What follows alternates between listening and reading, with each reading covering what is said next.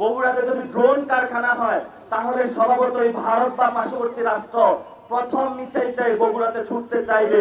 আগামী স্থানীয় সরকার নির্বাচনে বাংলাদেশে নতুন করে নতুন বিজয়ের নতুন কেতন নতুন পতাকা আজাদির বাংলাদেশে উড়াতে হবে।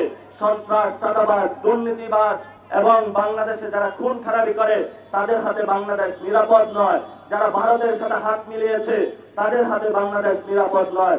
নতুন বাংলাদেশ হলো আলেম ওলামাদের বাংলাদেশ, নতুন বাংলাদেশ হলো নারীদের বাংলাদেশ, নতুন বাংলাদেশ হলো সৎ মানুষদের বাংলাদেশ। এবং শেষ কথা, আমাকে অনেকবার তাড়া দিয়েছে, উত্তরবঙ্গের বাণিজ্যিক রাজধানী হলো বগুড়া, ব্যবসা বাণিজ্যের নগরী। আমরা সরকারকে বলবো, বগুড়াবাসী 17 বছর আওয়ামী লীগের রোশানালে ছিল, আপনারা একটু দয়া করে ফোকাস দিন। কিন্তু বগুড়াবাসীর উন্নয়নের নামে যাতে কোনো ব্যক্তি ছেলে সন্তানের নামে সৎ রুট না করে দিতে পারে সেই সক্ষমতা আপনাদেরকে তৈরি করতে হবে। আমরা শুনেছি বগুড়ায় ড্রোন কারখানা তৈরি হবে।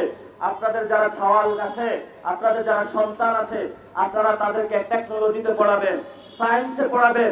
এখান থেকে যে ড্রোন হবে, এই বগুড়ার ড্রোন দিয়ে আমরা বাংলাদেশের আজাদিকে রক্ষা করব।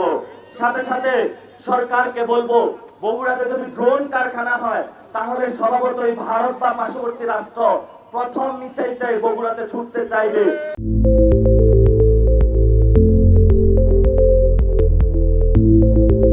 কারণ তখন বলবে যে বগুড়াতে ড্রোন কারখানা হয়েছে, যদি ড্রোনের ফ্যাক্টরি ধ্বংস করতে পারি তাহলে তো সবকিছু ধ্বংস করতে পারবো। এই জন্য বগুড়াবাসী নিরাপত্তা নিশ্চিত করতে হবে।